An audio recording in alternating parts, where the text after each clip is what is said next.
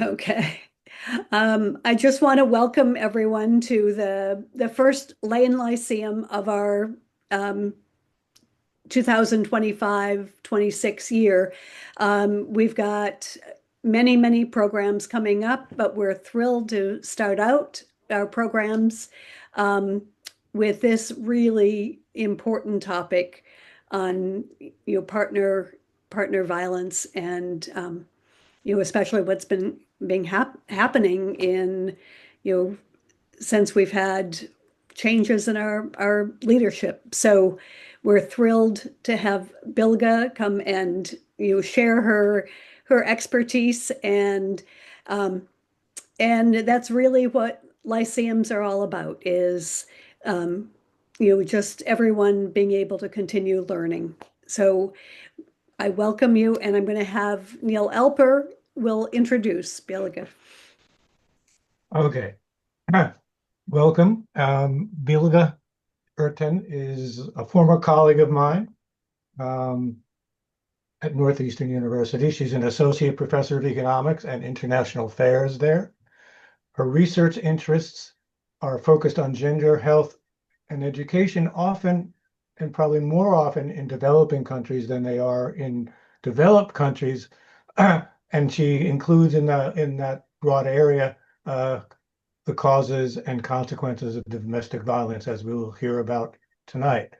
Her research has been funded by the National Institutes of Health, the Sloan Foundation, NBER, for those who aren't economists, that's the National Bureau of Economics Research, and Gates Foundation, and other organizations.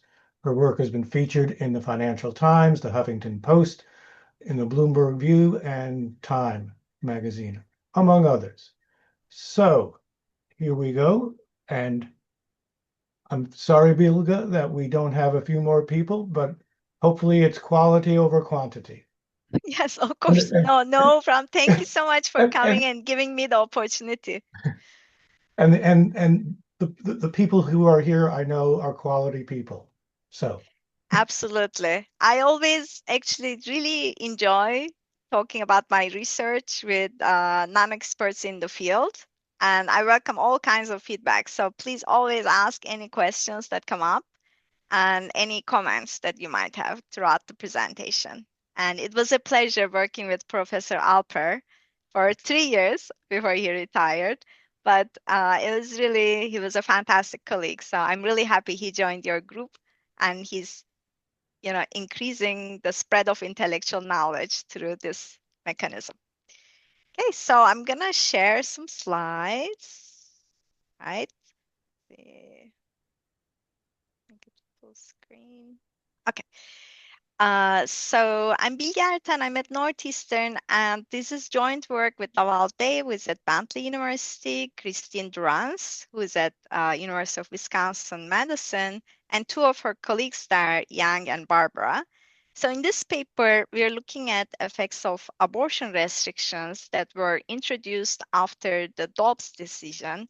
And I will talk about what that is in more specifically in a few slides. And we are looking at the effects of these additional restrictions and bans on getting an abortion on the risk of intimate partner violence in the United States.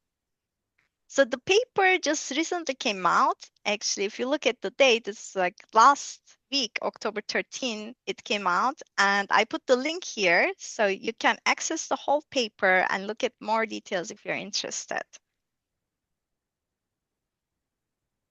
So I thought, I put a picture about this increasing debates and kind of political contention about the reproductive healthcare policy in the United States. Here we see a picture of anti-abortion activists trying to block the signs of abortion rights activists in front of the Supreme Court in 2018. And there has been a period of intense debate these past few years. And unfortunately, it ended up with the Supreme Court's decision in the Dobbs versus Jackson Women's Health Organization in June 2022, when the Supreme Court basically decided to overturn the previous decision that was protecting abortion at the federal level. That was called Roe versus Wade back in 1973. And when that happened, there were a number of states that triggered these near total ban restrictions on abortion. And they're called trigger bans because essentially by their law, as soon as federal protection towards abortion right is repealed, they were going to activate this ban. And it happened almost immediately. And on top of that, in 7 states, additional restrictions were passed. So these were they're called gestational age limits.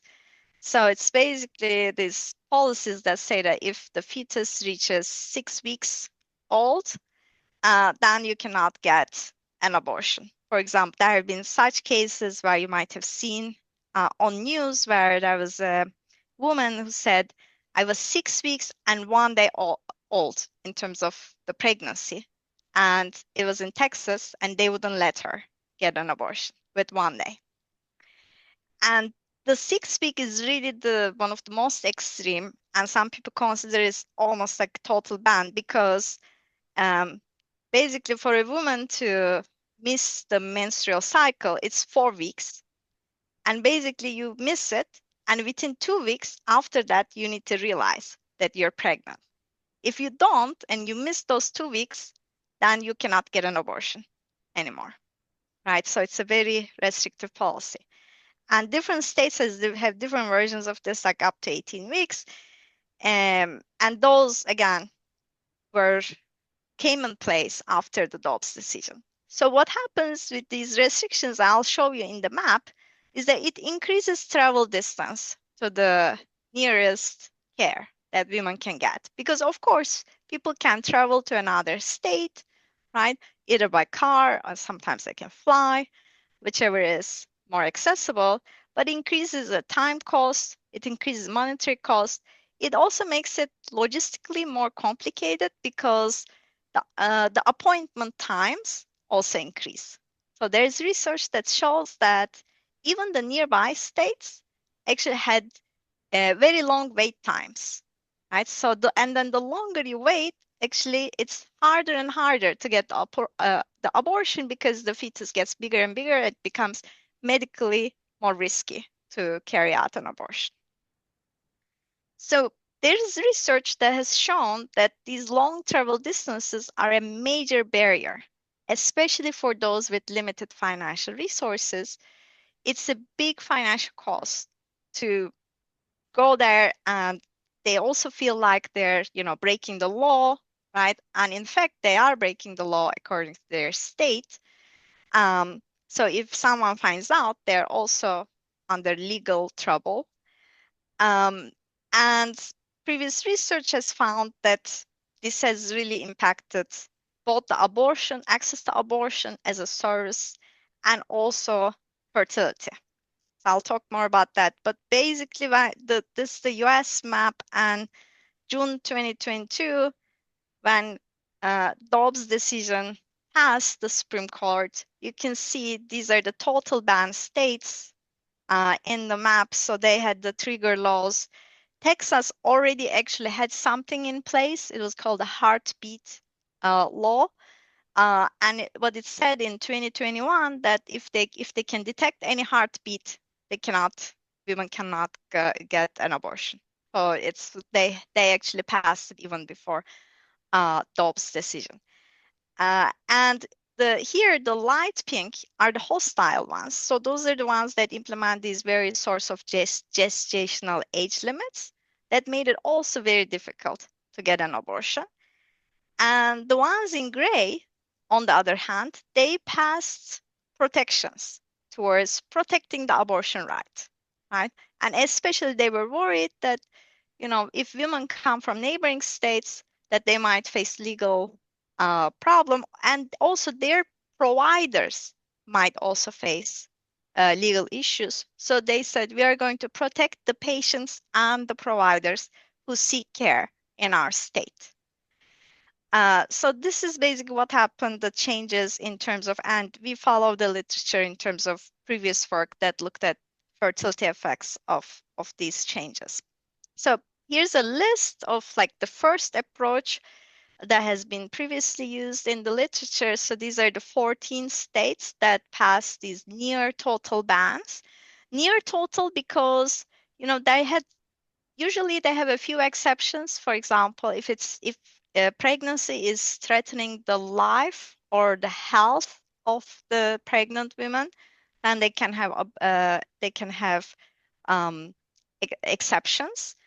And also in cases where there's like a very extreme genetic issue, for example, with the fetus or some kind of very extreme disability going on, they can also say, okay, this is an exception, we are going to let abortion.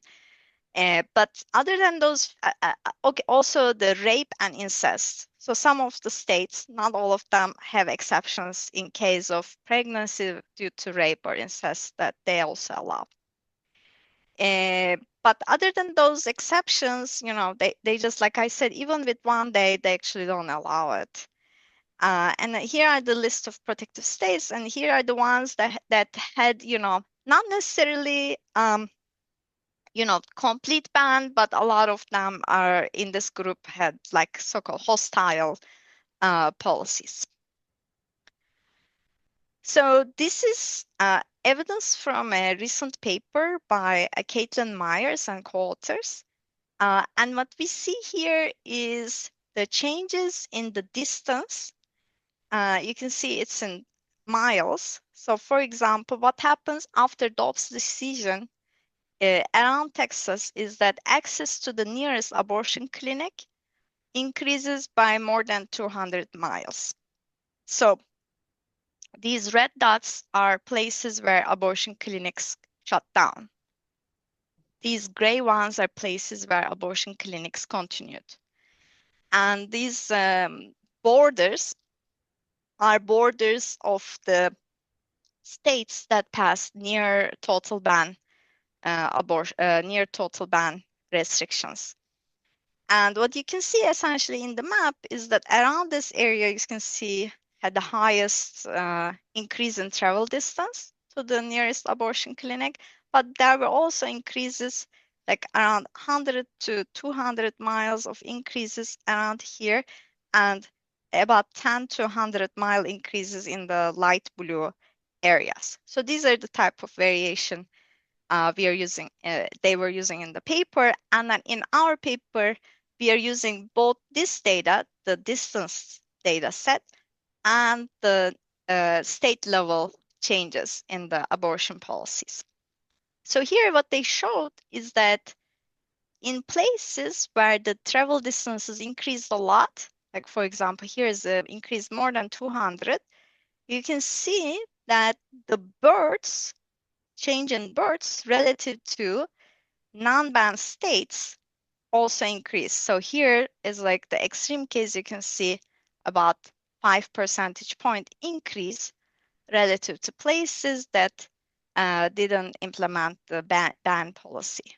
Right? And you can see that the lower the travel distance, the smaller the increase in births, and the higher the travel distance, you can see the births are increasing over time. And this is from 2021, which was the base period in the study, up to 2023. So these are very stark, and in their paper, they also show that similarly, in places that had greater travel distance increases, abortions declined the most. So it makes sense. So basically, when you make it harder to get an abortion, abortion declines, and there's more probably unwanted births as a result of the policy. So here I just summarized this evidence. So what they found is there's a paper published in Journal of Public Economics that there was an increase of about 2.3% in the number of births in states that banned abortion relative to states that did not ban it. And a subsequent paper showed that travel distances really mattered in these effects. So these births really increase in places where the travel distances rose substantially. And there's also other evidence that shows that these, direct reproductive health effects of accessing abortion can have, other types of effects. So there's related literature that shows, for example, having more bodily control over reproductive health, and for example, planning when to have a child, can have very important consequences on women's education, labor market outcomes, empowerment, and so broader social effects. In the case of the Dobbs decision, however, there was no evidence before our paper about whether it affected women's risk of experiencing domestic violence or violence from their intimate partners. And we think it's important because, in fact, there can be very significant effects for a number of reasons. So I want to discuss that next. But the first question is like, why should we care about domestic violence? And you may not, if you didn't experience it in your near circle, you may not think that this is a really important problem. But in fact, in the US, it's still quite a significant problem. So when we look at the survey evidence from National Intimate Partner and Sexual Violence Survey, in the past 12 months, about 6.6% of women report that they experienced either physical, sexual violence, or stalking. And the lifetime prevalence of these incidents is 37%. So more than 1 out of 3 women actually in the United States experience this. And this is very important, both physical and mental health consequences. So women who are survivors, of course, experience injuries. They experience a lot of physical consequences. Some of them become addicted to substances because they cannot deal with the pain. And they also experience mental health issues. They experience trauma symptoms. They think about what happened to them in the past. They cannot move forward, and that makes them very unproductive in the labor market as well. And there are consequences on their children. Children in these households are very negatively affected, both developmentally, behaviorally. They have less IQ, they do worse at school, and they are the problem kid in class. So it has far-reaching consequences, and it can. So why this policy matters is because, let me come to that point, but also a few more facts about domestic violence, right? So according to this very important survey, like National Intimate Partner Sexual Violence Survey, so the survivors say that 1 out of 4 are afraid that they're going to experience this again. 1 out of 3 are actually injured. 1 out of 4 are very concerned about their safety.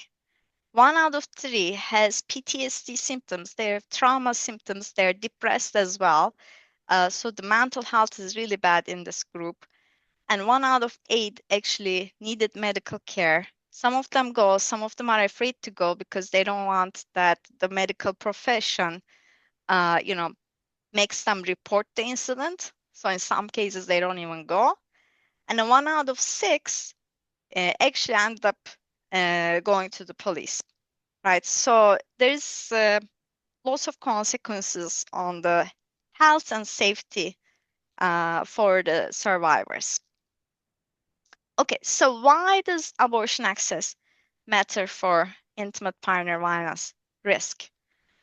So one that I have already mentioned is that these abortion restrictions, because it increases the travel cost to go to the nearest clinic, that has like an economic strain effect, right? You need to spend money to be able to go. You need to take time off from work, and you need to, if you have other kids, you need to find childcare so that you can actually go. So this can create a lot of financial stress, and we know that financial stress is actually not good for IPV because it can lead to emotional stress, and emotional stress is a risk factor for domestic violence. We know that, for example, during COVID, I also did a paper where there was a lot of both economic stress and health-related stress, and that led to huge increase in domestic violence. And what we see in the data is as soon as these stimulus payments start to come in from the state, the economic stress declined, and so did the intimate partner violence. So that 5-week increase in IPV really declined after financial transfers were made. And there's a lot of evidence from other mechanisms that show that essentially transfer of financial resources also reduces IPV. There's causal evidence on that as well.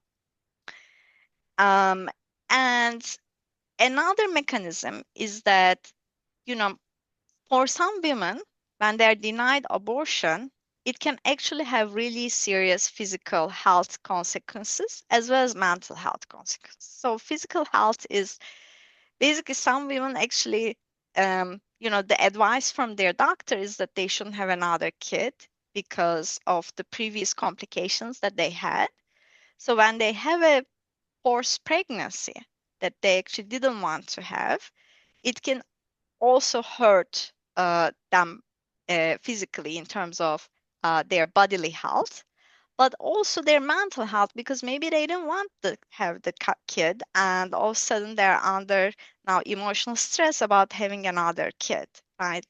So in that example that I gave, for example, the 6-week plus 1 day example, she had already 2 kids, didn't want a third child.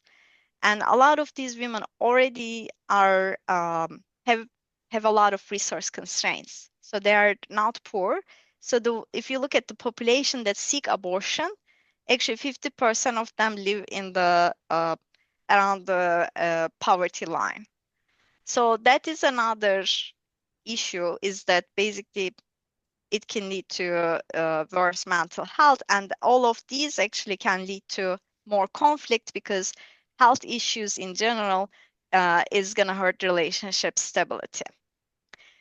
The third channel is like bargaining power and relationship dynamics. So abortion restrictions, especially if women are denied abortion, then it makes it harder for them to break up from violent partners.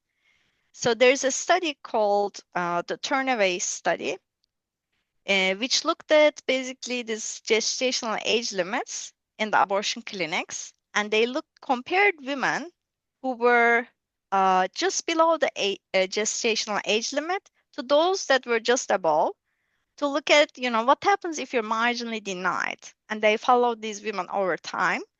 And in that study, they also found that women who were denied abortion, they were more likely to be trapped in violent relationship.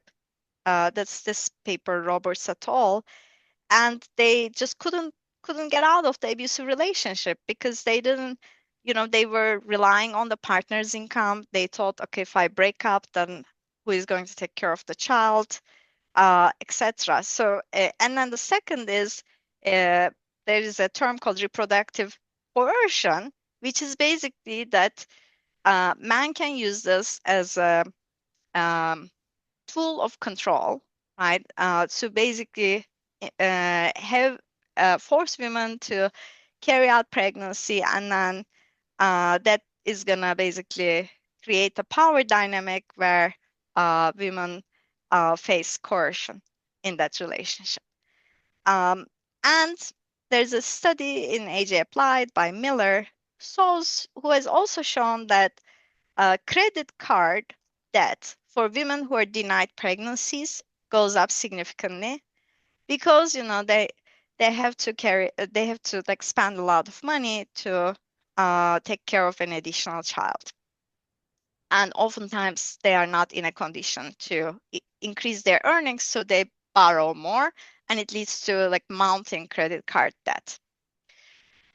So overall, like a pretty wide set of channels where we know that when we reduce access to abortion, intimate partner violence risk can go up. the empirical evidence, when we started working on this paper, there were already some papers that have shown in the United States these policies called mandatory waiting periods, which is a policy that some states had before Dobbs by saying you have to wait an additional 2 weeks before you can get an abortion, even after you applied. And that made it basically harder for women to get it, because waiting an additional 2 weeks, first of all, makes it harder to carry out the abortion from an operational perspective, but also just also makes it more expensive for women, because in some cases they come from faraway places to the clinic, and then when they're told they have to wait 2 weeks and they don't have any place to stay around there, they have to go back and come back again. And in the meantime, they're given all these information. Oh, maybe you shouldn't get an abortion, etc. So they're trying to persuade them to not do it. And some women just get persuaded over that time. And trap laws are similar. So it's just additional policies that make it harder. And both of those papers, so this one in Journal of Health Economics, this one is in the Journal of Human Resources, they both showed that intimate partner violence risk increases after that. And I think one thing that I want to highlight is that, of course, pregnancy and fertility channel is an important channel through which abortion restrictions can affect domestic violence, but there doesn't need to be an increase in birth for women to actually experience more violence. What I mean by that is that just the prospect of being under additional stress because you lose control over reproductive health, or experiencing delay in the abortion, even if you're going to get one, or experiencing more dependency on a violent partner or more coercion from the violent partner, because again, you don't have enough control over reproductive health. All of those different mechanisms can also lead to increase in IPV risk. So the implication is that, evaluating these abortion restrictions actually requires us to think beyond just the fertility effects and think about a whole range of other social and interpersonal effects of these laws on intimate partner violence. So in this paper, our main contribution is that we're providing the first causal evidence on how abortion restrictions affect women's risk of intimate partner violence. We are going to combine county-level abortion access measures, so mostly proxied by travel distance to the nearest abortion facility. And we're going to combine that with the police data on the reporting of intimate partner violence to different law enforcement agencies. And that police level data, we're going to look from 2017 to 2023. So we have two post periods, 2022 and 2023, but we can also observe half yearly. So that gives us a bit more data points. So half yearly, so we have like 4 data points after policy. Actually 3 data points, because it starts changes in June. So it's like the change happens the second part of 2022. So we have 3 data points after policy change. And the research design, I'll talk more about it, but basically we have both the state level variation and in terms of which states implemented this really harsh abortion bans, and county level variation about which counties experience the greater distances in accessing abortion clinics. So both the travel distance as well as the state level policy changes, we're going to use this to look at the effects of both of them in our empirical design. Okay, so just a preview of the findings is that we are finding that abortion restrictions increased IPV rates or intimate partner violence rates by about 7 to 10% in the affected states relative to those that were not affected. And our event study estimates are about 6 to 7.5%. The travel distance estimates suggest that when there's an increase of about 100 miles in the travel distance, this is associated with an increase of 2.36 IPV incidents per 100,000 women. In the states that had the near total bans, the increase was much more than that. It was actually 241 miles. So when we use that benchmark, then this leads to about 5.69 incidents, and that's roughly a 10% increase relative to the baseline after the policy change. So these are not negligible effects. These are actually quite sizable effects. And when we calculate like how many total incidents across the country does that make, so roughly 9,000 additional incidents happen because of this policy change. And this roughly equates to about 1.24 billion US dollars in total social costs. So this includes both the medical costs of IPV, so both physical and mental health costs, as well as productivity costs. So these women, they have difficulty working, they efficiency costs, and also they cannot go to work as much as other women. So all of that is very, very expensive. So just a little bit about related literature. So I mentioned a little bit, but so there is actually a big literature about showing that increasing women's access to contraception, access to abortion services, just improving reproductive health access in general leads to more financial autonomy. These women can plan when they're going to have their kid. This can lead to better investments in education and improved labor market outcomes in the future. So, for example, Golden and Katz, and you might know Golden, who was a Nobel laureate. She has a paper that shows that in the United States, when the pill came out for the first time, it really helped women to plan, right, and get more education. And that later helped them enter the labor market at a rate that was much higher than before.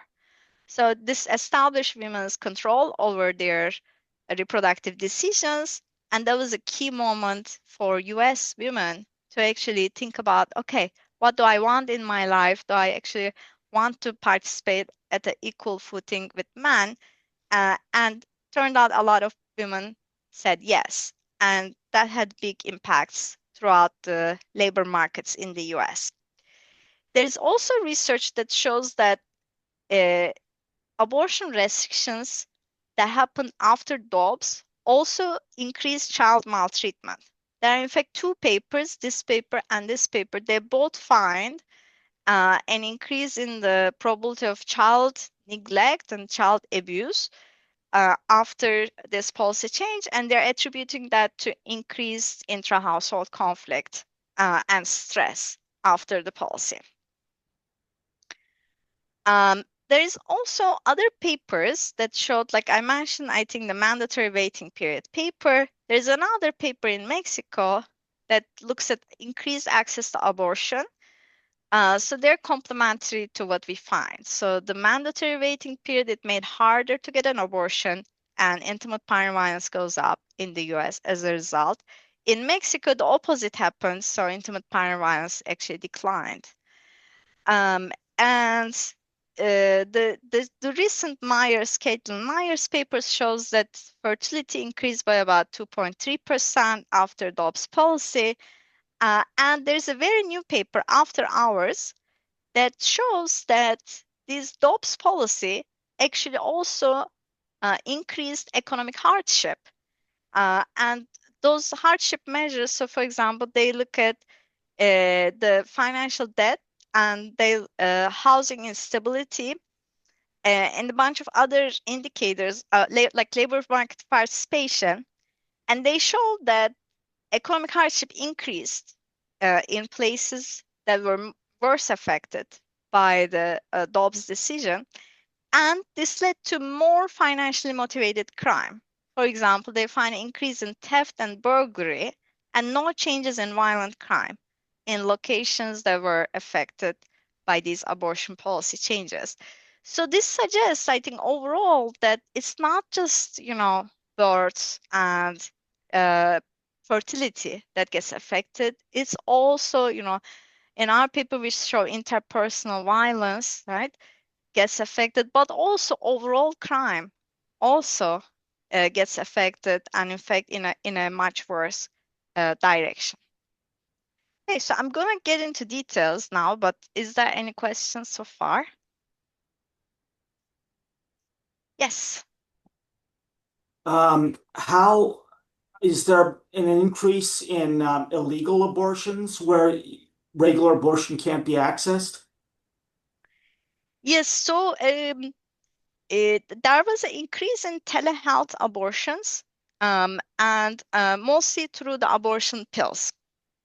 And what's interesting is that despite those increases, in fact, births also increased. Especially, but that's a mostly like relative increase. So in places where it's harder to get a normal abortion, it's true some women get help through telehealth and abortion pills. But despite that, some women cannot access it, and those ones, they still experience increase in the births.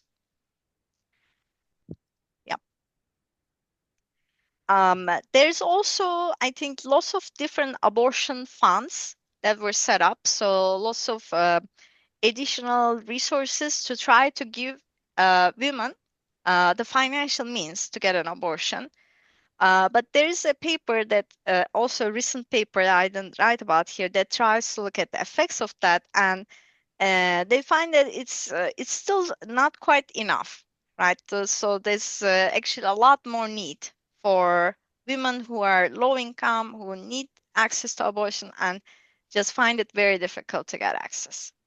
And they're very afraid. I mean, there are stories where, for example, sometimes they use an abortion bill and they get bleeding, very heavy bleeding, and then they need to seek help.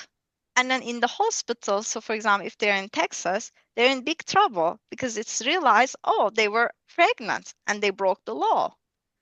So now they're under also legal issues. They face that. So such cases unfortunately happened.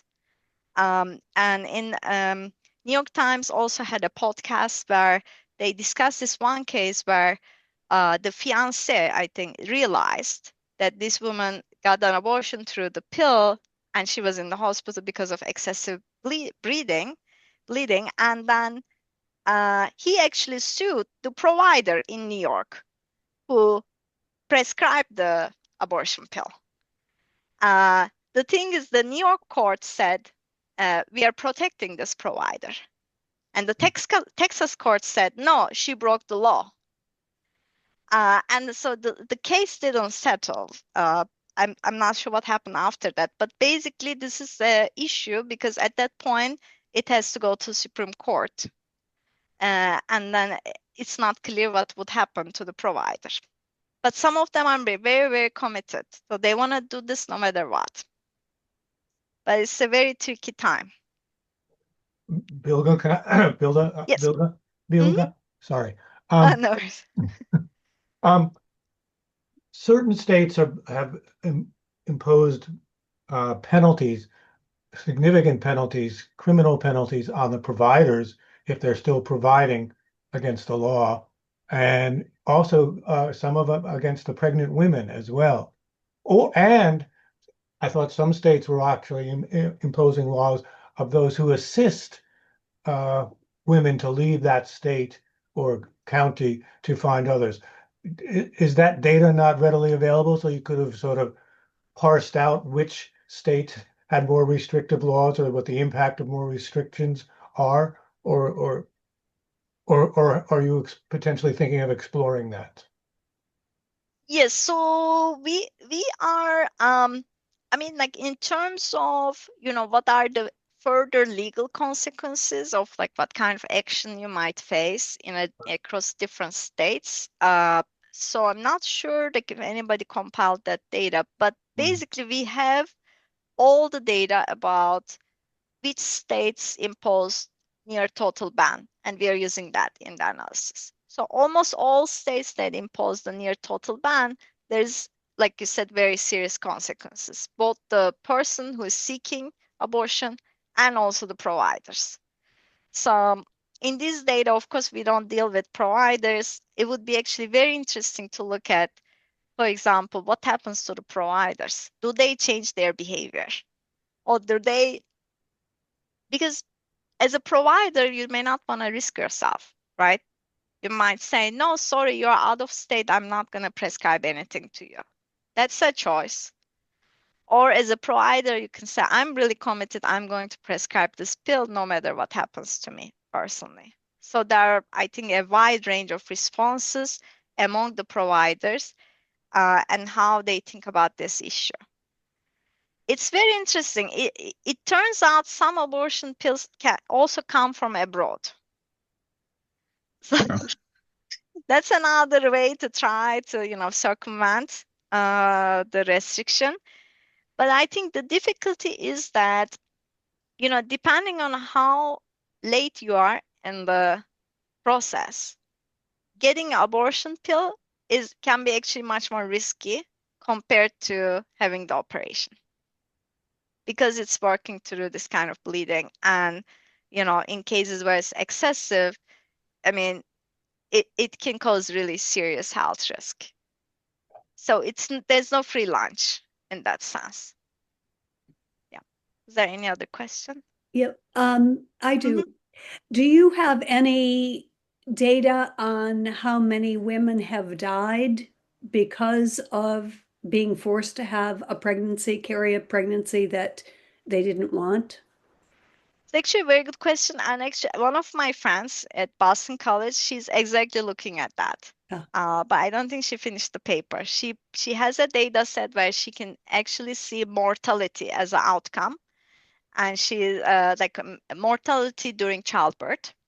And she wants to connect that to abortion restrictions to see actually how many women end up dying because of this. And the answer we don't know yet, but it cannot be negligible, because there are a lot of cases where, unfortunately, it's either too late, because most of the laws have the exception. But after a certain point, I think it just gets very risky, and they don't want to perform it under any condition. And then that then risks the woman's own health. Yeah, great question. Was there any other? Yes, Dennis? Yeah, I was wondering, it's fascinating work, by the way, and from the point of view of someone who's pro-life, the increase in fertility is actually the desired outcome. And but I was wondering if you have any information about when or among which group of women the intimate partner violence actually increases. Is it among women who bear a child, or is it among women who experience an abortion? And when does the violence take place? Is the increase prior to any effort to obtain an abortion, or is it after trying to obtain an abortion? I don't know what your intimate partner violence data set consists of, but do you have timing and Yep. Pregnancy outcome? Yep. So in the intimate partner violence data set, because it's a police data, right, we can see the demographics, right? For example, their race, their age, we can see which county they were in, and based on county characteristics, we can see average level of education, average level of income in that region, those kinds of things, ethnicity and so on. But we don't know, for example, whether they had a kid before. We don't know whether they sought out actively to get an abortion. So that data is not in the data set. But there are other studies like the turnaround study. So they can see exactly like after being denied an abortion, what happens to intimate partner violence risk, and they can see it really increases kind of monotonically over time. So right after being denied. So they can connect that better in terms of timing. Yeah. Thank you for that question. Okay, so I'm gonna just briefly go over the data. So I don't wanna bore you too much with too much details, but so we have this police data is called the National Incident-Based Reporting System, or the NIBRS data set. And it is collected by the FBI from local law enforcement agencies. So we know the county, we know the agency in which the crime was reported. From Caitlin Myers data set, we can look at the travel distance from each country's centroid to the nearest abortion facility. And we will therefore connect these two data sets at the county level. And we know the time period also. So because distances also, of course, vary over time. And we know the policies, right? So these are the state level policy details from that another paper Dan Chatol studied, and we are combining all of this in our study. This is how our data set looks like. So this is the NIBRS data set from 2017 to 2023. We are using a balanced panel, and there are some places that join the data set later, but for our sample, we are keeping a county if it appeared in the beginning of the sample until the end. So the coverage improves over time, but for the reason that we want to track counties over time, we are dropping those that didn't appear in the beginning of the data set.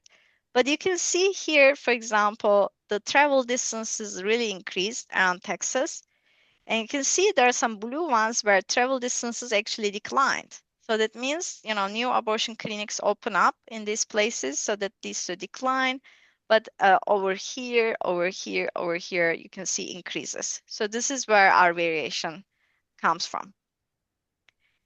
And so this is just summary statistics. So we are looking at intimate partner violence in a given county per 10,000 women.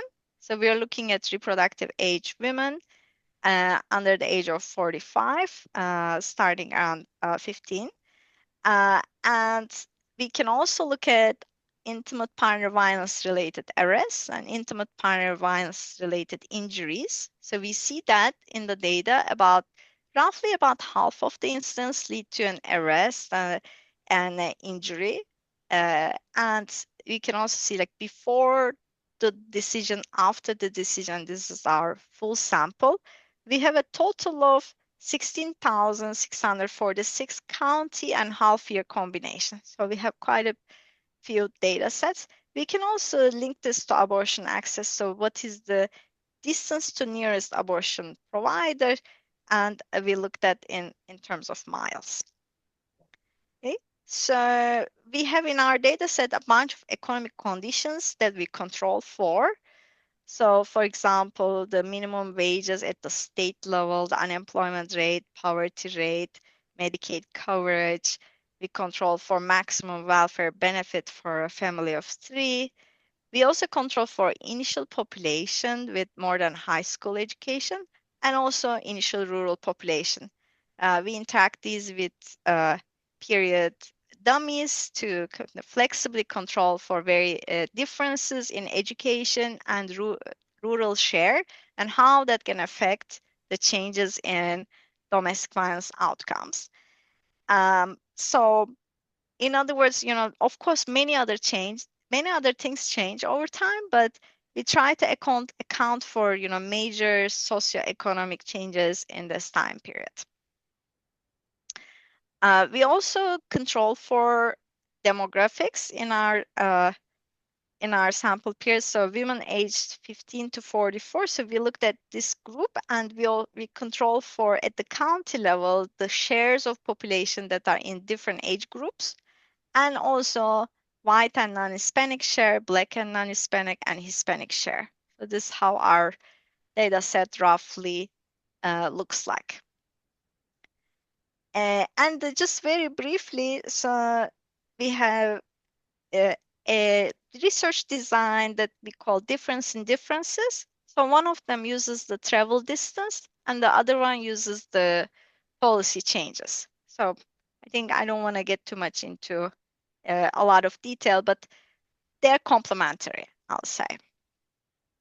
And here I won't say much. So basically just the important thing is that we are controlling for initial county characteristics. We're also controlling for demographic and socioeconomic characteristics and other state policies so that what we estimate is as close as possible to an unbiased effect of travel distance on intimate partner violence rate. Okay, so as I said, so these are the main findings. Let me show you maybe, let me show you like our event study. So this I think intuitive because what we see here is that, so this is the period 0 means this is the time period where the Dobbs decision happened. Before the Dobbs decision, the intimate partner violence rate was following fairly similar trends in counties that had the total bans compared to, in states that had the total bans versus states that didn't have the ban policy. But after the policy change, you can see period 1, we see a strong increase in domestic violence rate. And that also, only very slightly declines in the second half year. So in 2023, we still see an increase, and the average increase is about 3.17 incidents. And that's a fairly large effect. It's about 6% relative to the baseline. So we did 2 different approaches, so I don't want to bore you too much with that, but basically the estimates are fairly similar if you take a slightly different definition of what the ban is. Okay, and our main result table shows that it's also very similar if you use the distance. So here the regressor is distance in 100 miles. And what this says is that the 100-mile increase in travel distance is associated with the increase in intimate partner violence rate of about 2.3. And that is about 4% increase relative to the outcome mean. And when we scale it by the increase in distance for the trigger states, which is 241 miles, so that roughly corresponds to 7 or depending on the estimator, so sometimes up to 10% increase in the intimate partner violence rate. And we also see similar effects for injuries that are due to intimate partner violence and arrests that are due to intimate partner violence. So this validates the design because it's not just somebody goes and reports to the police, some incident, it's really something happened. We know that it happened because there was a major injury. We also know it happened because an arrest happened. So these kinds of events are more severe, more serious cases also happened as a result of this policy change. Okay, and then we did some back of the envelope calculations, and it's roughly the cost is like $1.24 billion. And it suggests that this can have really significant economic consequences.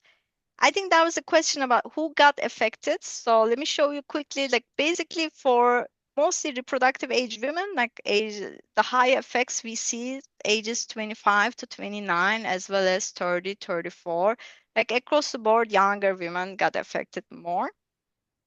And we can see that non-Hispanic whites were significantly affected, but the coefficient was also, the estimate was very big for non-Hispanic Blacks, but it was not precise. And when we split by education, we see that mostly less educated women. Actually, no effect in places where women have above median education in terms of high school attainment. And similarly, the effects are bigger in places where the household income is below median. In terms of rural urban, It suggests that it's more urban places, but mostly because the police agencies actually are the bigger police agencies are more located in urban areas. So it's like most of the reporting comes from here. So it's more of a function of that. So the overall, basically, less educated and lower income women were worse affected in terms of higher intimate partner violence. In terms of components, so we see across the board increases simple assault, significantly goes up is aggravated assault as well. So that seems smaller, but the baseline mean is really small. So actually proportional increases are similar. We just don't find an increase in the intimidation rate. We did a bunch of robustness checks, for example, like as additional controls, we controlled for ACA expansion, state level EITC, like earned income tax credit policies, and things like seasonality, clustering standard errors at different rates. And the coverage rate is essentially about what percent of the agencies report in a given county. So sometimes reporting is not uniform across counties, so we also control for that, and you can see results are actually extremely robust. Here we did some more robustness, like controlling for COVID-19 mortality or changing the outcome, how we code the outcome, or controlling for the Texas bill, which was really important and one of the first states that implemented the restriction. And we see that none of that changes results that much. So I'm just summarizing robustness checks here. And just in terms of, I think, future directions, there's a lot more we can do, like looking at more long-term effects on women's health and children's outcomes. We can look at interactions with other policies.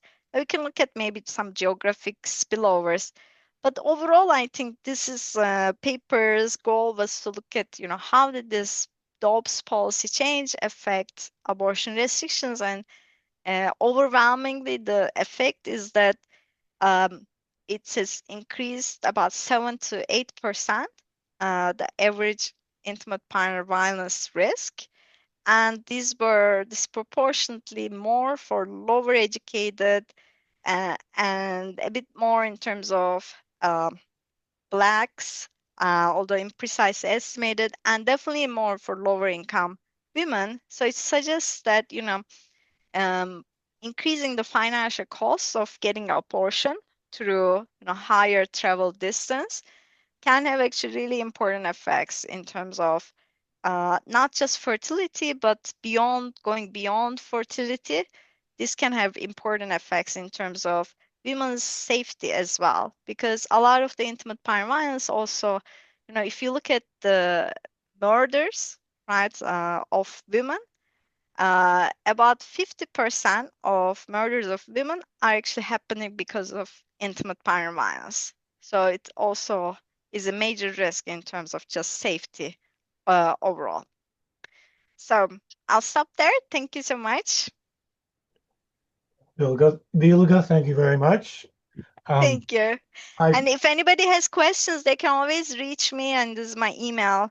And all my papers are on my website. So I do a lot of research on domestic violence. If you're curious about any of my other work, you can find it online.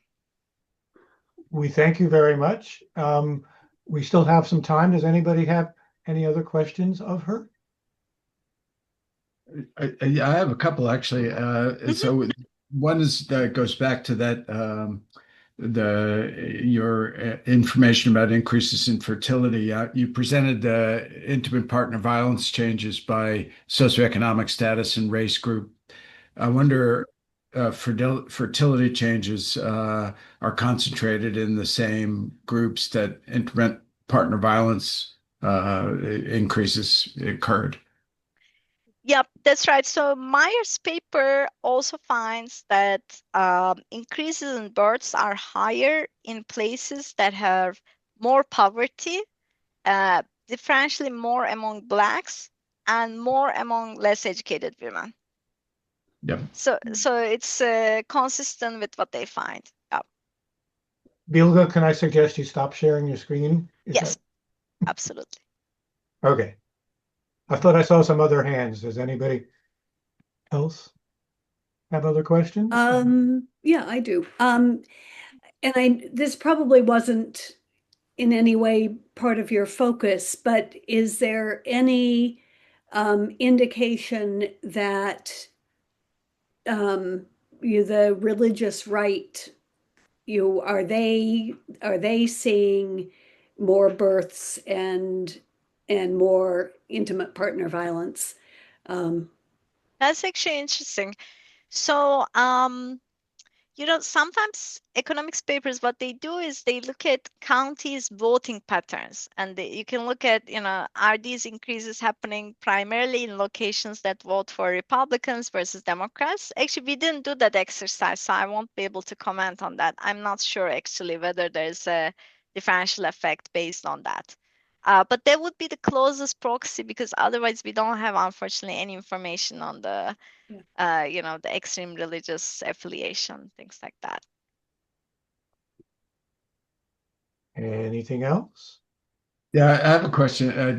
Just for interest sake, your data set was produced by the FBI on intimate partner violence. I'm wondering if they've continued to report those data, or if they've pulled the reporting of those data.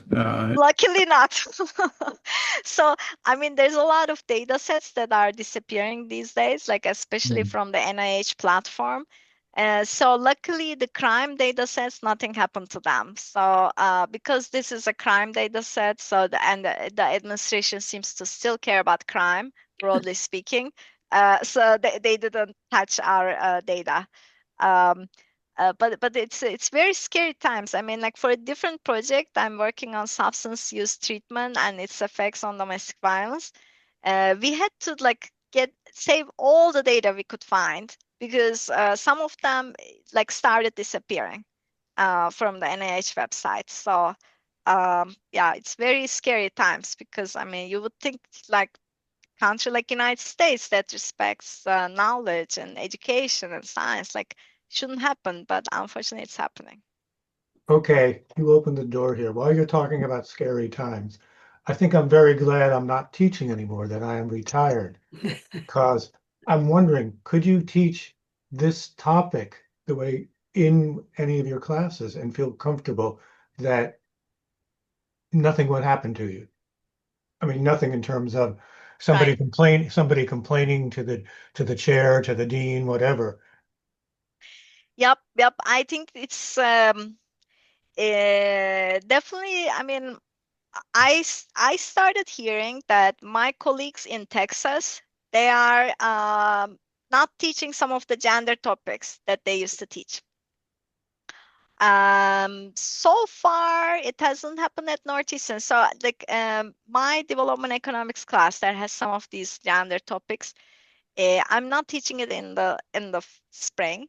I'm teaching a course for international affairs students, and I touch on some gender topics in that class, but it's a bit more about global political economy.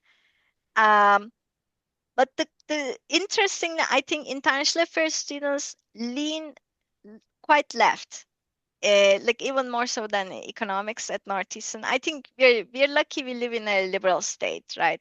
On average, I would say. But so those students are quite liberal. So in that sense, I don't think I'll have much of an issue. But what I heard, interestingly, in a colleague's class, someone came and she said that she's from National Security Agency.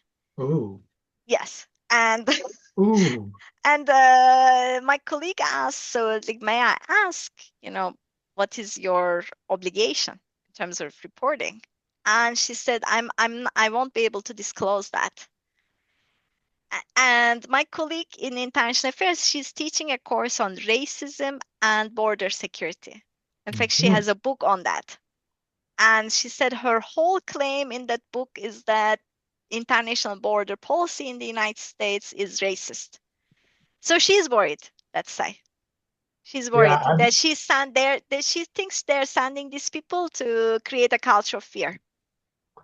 yeah, I would be fearful if I was teaching my economics of crime class, where you get into racial issues, demographic issues, and so on. Yeah, it's really disturbing because, you know, previously we never had issues at Northeast. I mean, I never heard anybody. I mean, there were of course some students who disagreed with some certain topics, right? I in fact had one student, a male student, who said, you know, when I was discussing gender issues, he said, I don't know what you're talking about. All my female friends are doing better than I do in the labor market. Uh, And I was like, well, you know, we're talking about development economics here, like we're discussing international issues. This is not even like restricted to the United States, but women do face discrimination, and this is, you know, widespread, documented even in the US market. Unfortunately, women do face discrimination. So I just try to explain with evidence what we know. And of course, he wasn't persuaded, but you know, he didn't go out and complain or anything like that, right? So I think now the trouble is that those students, they will feel empowered, and they're gonna feel like they have a right to go and complain. So we'll see. Interesting times. Thank you. I'm sorry to take you way off track, but No. This is, I mean, I think challenging times, definitely. Well, we thank you so much for sharing your knowledge and your research with us. You know, and Pleasure. I'm struck by not only the women who are affected, but the children who are affected, and you know, the long-term consequences of that, you know, are yet to be Yep. discovered. But Exactly. And in one of my recent projects, we are looking at intergenerational transmission of domestic violence, because there's evidence that boys who grow up in violent families, because they see that it's normalized to use violence towards women, when they become adults themselves, they're more likely to do it. And the same for women, if they grow up in that environment, they're more likely to tolerate it. And this intergenerational transmission, it can be actually quite strong. What we found is we're looking at some Swedish data, and Sweden, you know, we think is like one of the most gender equal countries on earth. But even there, we see the likelihood of perpetrating violence if you're a son of a man who did that kind of violence is 3.5 times higher. wow. If you have a violent father versus if you don't. It's like really crazy differential. And we are now controlling for additional things to see like how much it's going to go down. It doesn't go down much. It's kind of surprising. It's like we have thrown in there anything we can find, like labor market outcomes, demographics, regional differences, and it went down to like 2 times higher. So it's really striking. And that's a concern, because if we want to seriously fight this, we have to do something about the intergenerational transmission, because those like imitating behaviors that they learn from their parents, it just becomes really ingrained in people's minds. And it's very difficult to break it later on in adulthood. Yeah. okay.